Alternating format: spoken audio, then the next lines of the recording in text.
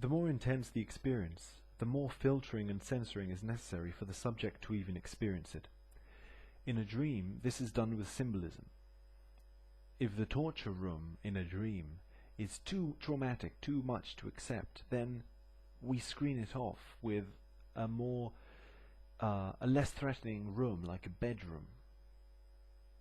This is usually how some sort of analysis treat many kinds of movies, where something pleasant is shown us, but we doubt if maybe what we're seeing in the movie is not just a screening mechanism of the protagonist, hiding away the painful reality underneath.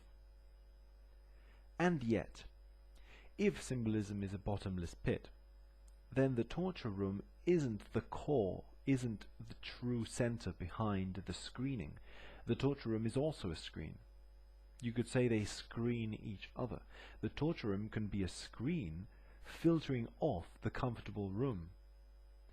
If a mind that has become so masochistic that it can't accept that everything's okay, it needs to invent a reason to feel bad in order to justify its depression.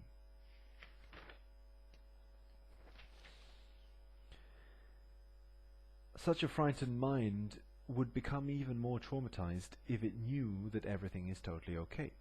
If this happens with intensity, if this process happens with intensity, could it happen with complexity, which intensifies our living experience by speeding it up and filling it up? If that were the case, then a human quest for progress, such as the one we seem to be involved in scientifically, culturally, etc., would at some point need to be symbolically absorbed and internalized if it is to be experienced at all. Otherwise, it would become too much, we would screen it out. When there are too many things, we group them, connect them, and we see a pattern in those things in order to cope with it, with the abundance. That way, we're no longer dealing with 10 million things to keep track of, but with 50. When we realize that the world is full of trees, we don't take each tree individually. We realize, okay, there is a Platonic concept called tree, and we can walk through a forest without feeling overwhelmed. We know that conceptually we're walking through a place where there is only one object called tree, but many instances of it. When the complexity starts to spill out into our collective subjective experience, moments will reference other moments. So not only trees, like not only objects, but events, time. There will be little chunks of time that will be similar to other chunks of time. This war is similar to that war. This